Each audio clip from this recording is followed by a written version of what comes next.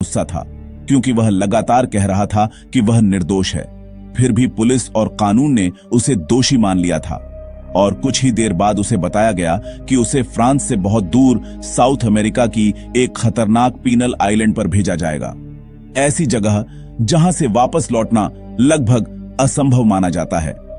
Official कागजों में दूरी करीब 7,000 किलोमीटर लिखी थी और जब उसने नक्शे पर वह लंबा समुद्री रास्ता देखा तो उसे समझ आया कि यह सिर्फ जेल नहीं बल्कि इंसान को दुनिया से अलग कर देने की योजना है, क्योंकि जितनी दूरी बढ़ती है उतना एस्केप का चांस कम हो जाता है। इसलिए सिस्टम अक्सर दूर की जगहों को ही कैद के लिए चुनता है। पुलिस उसे बाहर ले जा रही थी। पीछे कोर्ट की आवाजें धीरे धीरे खत्म हो रही थीं, लेकिन उसके अंदर एक अलग ही सोच शुरू हो चुकी थी। हर दीवार में कमजोरी होती है, हर पहरे में एक गैप होता है, और अगर सही समय मिला तो वह वहां से जरूर निकलेगा। जेल वैन का दरवाजा बंद हुआ, अंधेरा छा गया और उसी अंधेरे में उसने फैसला किया वह वहां से भागेगा। अप्रैल का महीना। एलेक्स हार्पर को हथकड़ियों के साथ बाकी कैदियों के बीच एक बड़े शिप में चढ़ाया गया और जैसे ही लोहे का दरवाजा बंद हुआ उसी पल उसकी पुरानी जिंदगी पीछे छूट गई और 18 दिन का लंबा समुद्री सफर शुरू हो गया। शिप के अंदर भीड़ इतनी ज्यादा थी कि बैठने की जगह तक मुश्किल से मिलती थी। पानी सीमित था और कई कैदी पहले ही बीमार पड़ने लगे थे, क्योंकि बंद जगह में जब कई शरीर एक साथ रहते हैं तो संक्रमण तेजी से फैलता है और गार्ड्स का ध्यान सिर्फ नियमों पर था, कैदियों की हालत पर नहीं। इसी सफर के दौरान उसकी मुलाकात मार्क नाम के कैदी से हुई, जो शांत रहते हुए हर चीज को ध्यान से देख रहा था। उसने धीरे से बताया कि शिप अटलांटिक महासागर के रास्ते दक्षिण की तरफ जा रहा है और अगर कभी भागना हुआ तो सिर्फ दिशा नहीं बल्कि समुद्री धारा को समझना जरूरी होगा। रात में लहरें शिप को लगातार ऊपर नीचे धकेलती थीं और कई कैदी उल्टी और चक्कर से कमजोर हो रहे थे, क्योंकि जब बॉडी लगातार मोशन में रहती है तो इनर ईयर बैलेंस बनाए रखने में ज्यादा एनर्जी खर्च करता है, जिससे थकान जल्दी बढ़ती है। 18वें दिन की सुबह दूर धुंध के बीच काली चट्टानों वाला एक आइलैंड दिखाई दिया और उसे देखते ही एलेक्स को महसूस हुआ कि असली कैद अब शुरू होने वाली है। मई का महीना। जिस आइलैंड पर एलेक्स हार्पर को लाया गया उसका कुल एरिया लगभग 14 वर्ग किलोमीटर था। चारों तरफ काली चट्टानें, तेज धूप और खतरनाक समुद्री धाराएं, और पहली नजर में ही समझ आ जाता था कि यहां से भागना सिर्फ हिम्मत नहीं बल्कि सही कैलकुलेशन मांगता है। जेल के नियम साफ थे, दिन में 2 बार खाना, सुबह से शाम तक कठिन काम और हर कैदी पर लगातार निगरानी। गार्ड्स बार बार याद दिलाते थे कि एस्केप की कोशिश करने वाले को 2 साल की सॉलिटरी सजा दी जाएगी, और कई पुराने कैदियों की हालत देखकर समझ आता था कि यह सिर्फ धमकी नहीं बल्कि सच है। एलेक्स हर चीज ध्यान से देख रहा था। पहरेदार कितनी देर में बदलते हैं, कौन सा रास्ता कब खाली रहता है, किस दिशा में जंगल घना है, क्योंकि सर्वाइवल सिर्फ ताकत से नहीं बल्कि ऑब्जर्वेशन से शुरू होता है। दोपहर की गर्मी में जमीन इतनी तपती थी कि पैरों के नीचे जलन महसूस होती और उसने नोटिस किया कि गर्म हवा ऊपर उठती है और खाली जगहों में हल्की हवा बनाती है। टेम्परेचर डिफरेंस से एयर फ्लो बनता है और शायद यही छोटी छोटी चीजें आगे काम आ सकती थीं। रात होते ही कैदियों को अंदर बंद कर दिया गया, लेकिन एलेक्स की आंखें बंद नहीं हुईं, क्योंकि उसी रात उसने सीक्रेटली प्लानिंग शुरू कर दी और उसे नहीं पता था कि पहला मौका उम्मीद से ज्यादा जल्दी आने वाला है। जून का महीना। रात गहरी हो चुकी थी और जेल के चारों तरफ सिर्फ लहरों की आवाज और पहरेदारों के कदमों की धीमी आहट सुनाई दे रही थी, लेकिन एलेक्स हार्पर के अंदर बेचैनी बढ़ती जा रही थी, क्योंकि कई दिनों की ऑब्जर्वेशन के बाद उसे एक छोटा सा मौका दिखाई दिया था। वॉच टावर के गार्ड्स हर राउंड में लगभग 7 मिनट का गैप छोड़ देते थे। शायद उन्हें लगता था कि कोई भी कैदी इतनी जल्दी रिएक्शन नहीं कर पाएगा, लेकिन एलेक्स और मार्क कई दिनों से इसी टाइमिंग को गिन रहे थे। उन्होंने देखा कि रात के एक खास समय पर शैडो ज्यादा गहरी हो जाती है और मूवमेंट आसानी से छुप सकता है। जेल से बाहर निकलने के बाद घना जंगल करीब 3 किलोमीटर दूर था और वही उनकी पहली सेफ जगह हो सकती थी। लेकिन प्रॉब्लम सिर्फ गार्ड्स नहीं थे, बल्कि जमीन की अनइवन सतह भी थी। क्योंकि जब इंसान अनइवन टेरेन पर तेज भागता है तो फ्रिक्शन और बैलेंस लॉस का रिस्क बढ़ जाता है, जिससे गिरने की संभावना ज्यादा होती है।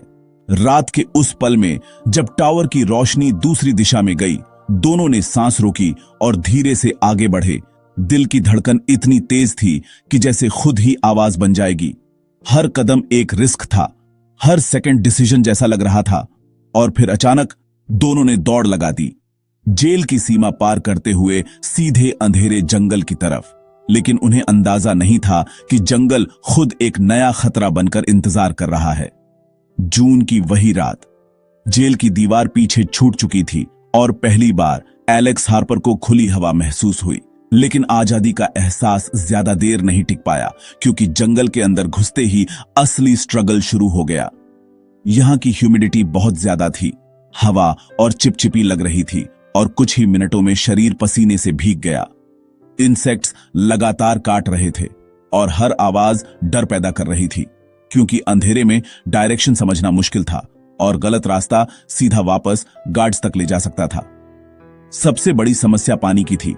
उन्होंने कई घंटे भटकने के बाद भी साफ पानी नहीं पाया और करीब 5 घंटे बाद एक छोटी सी धारा मिली। तब जाकर सांस में राहत आई, क्योंकि डिहाइड्रेशन होने पर शरीर की एनर्जी तेजी से गिरती है। जब बॉडी में फ्लूइड कम होता है तो ब्लड वॉल्यूम घटता है और मसल्स तक ऑक्सीजन कम पहुंचती है, जिससे कमजोरी और कंफ्यूजन बढ़ता है। जंगल की जमीन फिसलन भरी थी और हर कदम सोचकर रखना पड़ रहा था, क्योंकि गिरना मतलब चोट और चोट मतलब स्लो मूवमेंट, जो सर्वाइवल में सबसे बड़ा खतरा बन सकता था। अचानक दूर से एक तेज आवाज गूंजी, गन शॉट, और उसी पल दोनों को समझ आ गया कि गार्ड्स उनके पीछे पहुंच चुके हैं और अब भागना पहले से ज्यादा मुश्किल होने वाला है।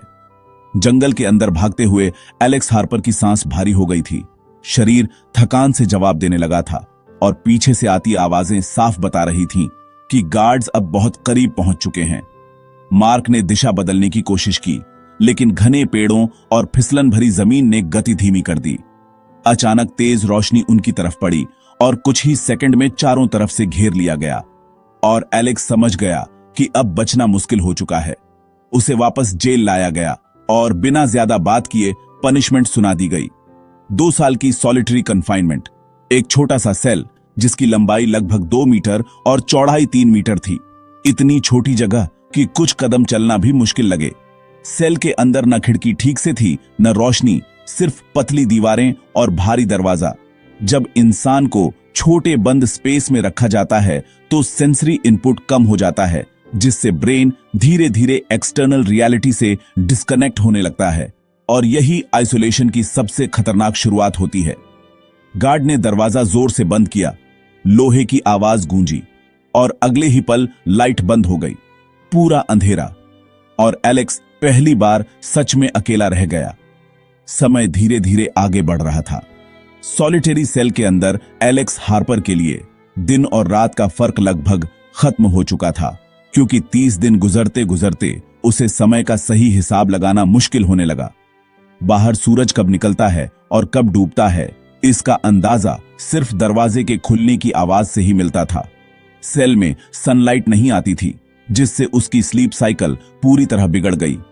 कभी घंटों जागता रहता, कभी अचानक थककर सो जाता और धीरे धीरे दिमाग खुद से बातें करने लगा, क्योंकि इंसान का ब्रेन लगातार स्टिम्युलेशन चाहता है और जब सेंसरी इनपुट कम हो जाए तो ब्रेन खुद इमेजिनरी पैटर्न्स बनाना शुरू कर देता है। जब एनवायरनमेंट में चेंज कम होता है तो परसेप्शन डिस्टॉर्ट होने लगता है। दिन हफ्तों में बदले, हफ्ते महीनों में। शरीर कमजोर हो रहा था, लेकिन उसकी सोच और तेज हो गई थी। वह दीवारों पर उंगलियों से इमेजिनरी नक्शे बनाता, एस्केप के पुराने मोमेंट दोहराता और हर गलती को याद करके नई प्लानिंग करता। लगभग 600 दिन बाद अचानक एक सुबह दरवाजा खुला, तेज रोशनी अंदर आई और कई महीनों बाद पहली बार उसे खुली हवा दिखी। लेकिन बाहर उसका इंतजार सिर्फ आजादी नहीं, बल्कि एक नया फैसला कर रहा था। क्या वह फिर से भागने की कोशिश करेगा? लंबी सॉलिटरी सजा खत्म होने के बाद जब एलेक्स हार्पर वापस प्रिजन यार्ड में लाया गया तो उसकी चाल पहले जैसी मजबूत नहीं थी। शरीर कमजोर हो चुका था, वजन कम हो गया था और तेज धूप आंखों को चुभ रही थी, जैसे दुनिया अचानक बहुत ज्यादा उजली हो गई हो। बाकी कैदियों की नजरें उस पर टिक गईं, क्योंकि जो सॉलिटरी से वापस आता था वह या तो पूरी तरह टूट चुका होता था या अंदर से बदल चुका होता था। तभी भीड़ में उसे मार्क दिखाई दिया, जिंदा, लेकिन पहले से ज्यादा सावधान और शांत। दोनों ने बिना ज्यादा शब्दों के एक दूसरे को समझ लिया। रात में काम के बाद उन्होंने दूसरी एस्केप प्लान पर बात शुरू की, और इस बार लक्ष्य सिर्फ जेल से बाहर निकलना नहीं, बल्कि समुद्र पार करके मेनलैंड तक पहुंचना था। नियरेस्ट मेनलैंड करीब 11 किलोमीटर दूर था, और यह दूरी सुनने में छोटी लगती थी, लेकिन समुद्री धाराएं और लहरें इसे कई गुना मुश्किल बना देती थीं। पानी में रेजिस्टेंस ज्यादा होता है और बिना सही फ्लोटेशन के एनर्जी जल्दी खत्म हो जाती है। इसीलिए उन्होंने एक नया आइडिया सोचा, राफ्ट बनाना। ऐसा कुछ जो पानी पर तैर सके और करंट का फायदा उठाकर उन्हें दूर ले जाए। लेकिन उन्हें नहीं पता था कि समुद्र किसी भी प्लान को एक पल में बदल सकता है। कई महीनों की ऑब्जर्वेशन के बाद एलेक्स हार्पर और मार्क ने अपनी दूसरी एस्केप योजना पर काम शुरू कर दिया था। लेकिन इस बार जल्दबाजी नहीं थी। हर कदम सोच समझकर उठाया जा रहा था, क्योंकि पिछली गलती उन्हें 2 साल की सॉलिटरी तक ले गई थी। जेल के काम के दौरान उन्होंने धीरे धीरे कोकोनट के सूखे बोरे और रस्सियां इकट्ठा करनी शुरू की, और रात में छुपकर उन्हें बांधने का तरीका सोचते रहे। उनका प्लान था कि इन बोरों में हवा भरकर फ्लोटेशन बनाया जाए, क्योंकि जब किसी ऑब्जेक्ट का डेंसिटी पानी से कम हो जाता है तो बॉयंसी फोर्स उसे ऊपर तैराए रखती है, और यही उनका सर्वाइवल बन सकता था। सबसे ज्यादा समय उन्होंने समुद्र को देखने में लगाया। करीब 15 दिन तक टाइड का पैटर्न ऑब्जर्व किया, कब पानी ऊपर उठता है, कब लहरें शांत होती हैं, और किस समय गार्ड्स की निगरानी थोड़ी ढीली पड़ती है। हाई टाइड के समय पानी की गति ज्यादा तेज होती थी, जो खतरा भी थी और मौका भी। अगर टाइमिंग सही हो तो करंट खुद उन्हें आइलैंड से दूर ले जा सकता था, लेकिन एक छोटी सी गलती राफ्ट को चट्टानों से टकरा सकती थी। आखिरकार उन्होंने जंप की रात तय कर ली, और अब हर बीतता हुआ दिन आखिरी इंतजार जैसा लग रहा था। साल 1933 दिसंबर की ठंडी रात। समय करीब 2 बजे का था जब एलेक्स हार्पर और मार्क चुपचाप तय जगह पर पहुंचे। आसमान बादलों से ढका था और पहरे की रोशनी कुछ क्षणों के लिए दूसरी दिशा में मुड़ी, और उसी छोटे से अंतराल में दोनों ने अपने बनाए हुए अस्थायी राफ्ट को पानी की ओर खिसकाया।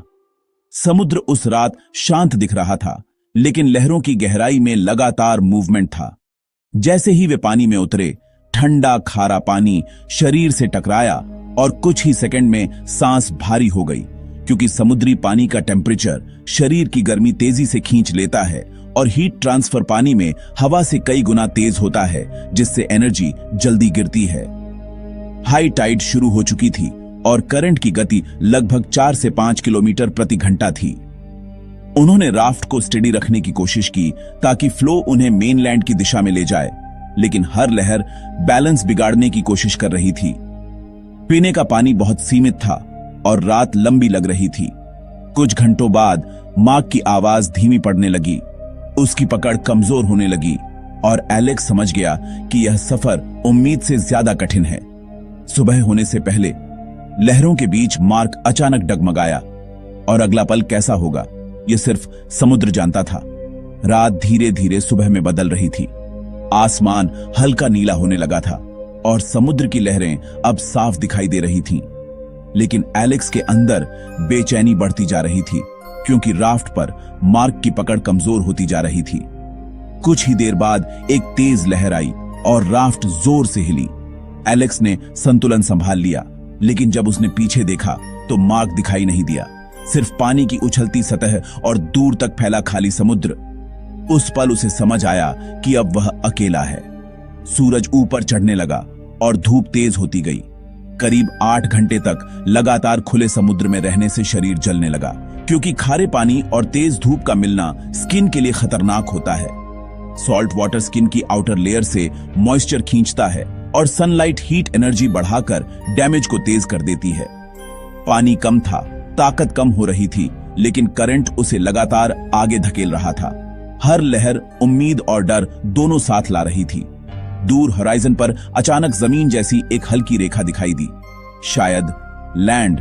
लेकिन क्या वह सच था या थकान का भ्रम, यह अभी साफ नहीं था। कई घंटों तक समुद्र में बहने के बाद आखिरकार एलेक्स हार्पर की राफ्ट एक छोटे से आइलैंड की चट्टानों से टकराई और उसने पूरी ताकत लगाकर खुद को किनारे तक खींचा।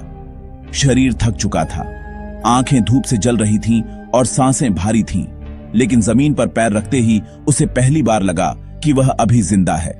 यह आइलैंड बड़ा नहीं था, लेकिन यहां कुछ स्थानीय लोग रहते थे जिन्होंने उसे दूर से देखा और सावधानी से पास आए।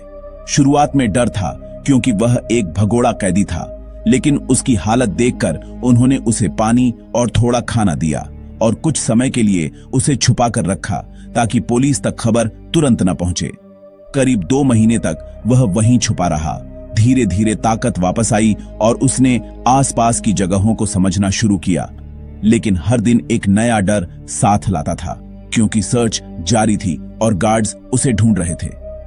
समुद्र की आवाज अब भी पास थी। एक दिन स्थानीय लोगों के बीच खबर आई कि पुलिस आसपास तलाश तेज कर चुकी है और इसका मतलब था कि उसका छुपना ज्यादा समय तक सुरक्षित नहीं रहेगा। लगभग 2 महीने तक छुपकर रहने के बाद एलेक्स हार्पर को लगने लगा था कि शायद किस्मत इस बार उसके साथ है, लेकिन फ्रीडम जितनी शांत दिखती है उतनी स्थिर नहीं होती। स्थानीय लोगों में से किसी एक ने चुपचाप सूचना दे दी। शायद डर था, शायद लालच, कारण जो भी हो, एक सुबह अचानक दूर समुद्र में पुलिस की नाव दिखाई दी और कुछ ही घंटों में आइलैंड चारों तरफ से घेर लिया गया। एलेक्स ने भागने की कोशिश नहीं की क्योंकि खुले इलाके में बिना तैयारी के भागना बेकार था। गार्ड्स ने उसे पकड़ लिया और वापस उसी पीनल आइलैंड पर ले जाया गया जहां अब उसकी पहचान एक खतरनाक भगोड़े के रूप में हो चुकी थी। इस बार पनिशमेंट पहले से भी कठोर थी। काम ज्यादा, निगरानी ज्यादा और हर कदम पर शक, क्योंकि सिस्टम अब उसे एग्जाम्पल बनाना चाहता था ताकि बाकी कैदियों में डर बना रहे। लेकिन जेल में वापस आते ही एलेक्स ने एक बात महसूस की, समुद्र वही है, लहरें वही हैं और टाइड का पैटर्न भी वही है। प्रकृति अपने नियम नहीं बदलती। इंसान धैर्य से ऑब्जर्व करे तो वही नियम उसके लिए रास्ता भी बना सकते हैं। रात को जब वह आकाश की तरफ देख रहा था, उसके मन में एक नई योजना आकार ले रही थी और इस बार वह जल्दबाजी नहीं करेगा। कई साल बीत चुके थे, लेकिन एलेक्स हार्पर का इरादा नहीं टूटा था। अब वह पहले जैसा जल्दबाज नहीं था, बल्कि शांत और धैर्य से समुद्र को पढ़ने लगा था, जैसे कोई गणित का सवाल हल कर रहा हो।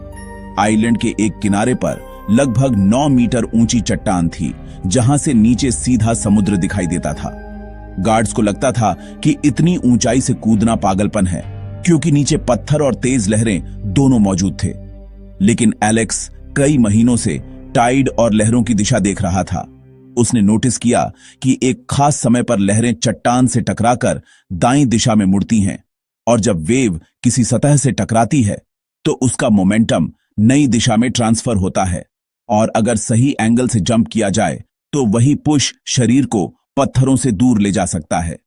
वह हर शाम डिस्टेंस, हवा की गति और पानी की गहराई का अंदाजा लगाता, क्योंकि 9 मीटर की ऊंचाई से गिरते समय इंपैक्ट फोर्स बहुत ज्यादा हो सकती है, लेकिन अगर बॉडी सीधी रहे और पानी की सरफेस टेंशन सही तरीके से ब्रेक हो तो चोट कम लग सकती है। आखिरकार उसने खुद से कहा, यही आखिरी मौका है, या तो आजादी या हमेशा के लिए अंत। साल 1941, सितंबर का महीना। रात गहरी थी और समुद्र की लहरें चट्टानों से टकराकर भारी आवाज पैदा कर रही थीं। एलेक्स हार्पर उस 9 मीटर ऊंची चट्टान के किनारे खड़ा था। कई सालों की प्लानिंग और ऑब्जर्वेशन के बाद भी उसके सामने सिर्फ एक अनिश्चित फैसला था, क्योंकि वह जानता था कि यह एस्केप नहीं बल्कि एक आखिरी कोशिश है। नीचे समुद्र स्थिर नहीं था। टाइड ऊपर उठ रही थी, लेकिन लहरों की दिशा हर कुछ सेकंड में बदल रही थी और मूविंग वाटर में क्रॉस करंट और वेव रिफ्लेक्शन अचानक एंगल बदल देते हैं, जिससे गिरने के बाद बॉडी का कंट्रोल रखना लगभग असंभव हो सकता है। उसने गहराई का अंदाजा लगाया, हवा की दिशा देखी और टाइमिंग कैलकुलेट करने की कोशिश की, लेकिन अंधेरा डेप्थ परसेप्शन को धोखा दे रहा था। 9 मीटर की ऊंचाई से गिरने पर इंपैक्ट फोर्स कई गुना बढ़ जाती है और थोड़ा सा गलत एंगल भी गंभीर चोट दे सकता है। फिर भी उसने छलांग लगा दी। पानी से टकराते ही तेज झटका लगा, सांस बाहर निकल गई और ठंडे पानी ने शरीर की ताकत तेजी से खींच ली। अगली लहर ने उसे चट्टानों की तरफ धकेला। उसने तैरने की कोशिश की, लेकिन स्ट्रॉन्ग करंट ने दिशा छीन ली, क्योंकि वाटर ड्रैग फोर्स उसकी बची हुई एनर्जी से ज्यादा थी। कुछ ही मिनटों में उसकी हरकतें धीमी पड़ गईं और समुद्र ने उसे अपने अंदर समा लिया। सुबह आइलैंड वैसा ही था, लहरें, चट्टानें, पहरा, सब पहले जैसा। लेकिन एक फर्क था, एलेक्स हार्पर अंत तक अपने लक्ष्य से नहीं डिगा। उसने आखिरी सांस तक आजादी की कोशिश नहीं छोड़ी, चाहे उसकी कीमत उसकी जान ही क्यों न बन गई हो। कभी कभी जीत किनारे तक पहुंचने में नहीं होती, जीत उस जिद में होती है जो आखिरी पल तक जिंदा रहती है।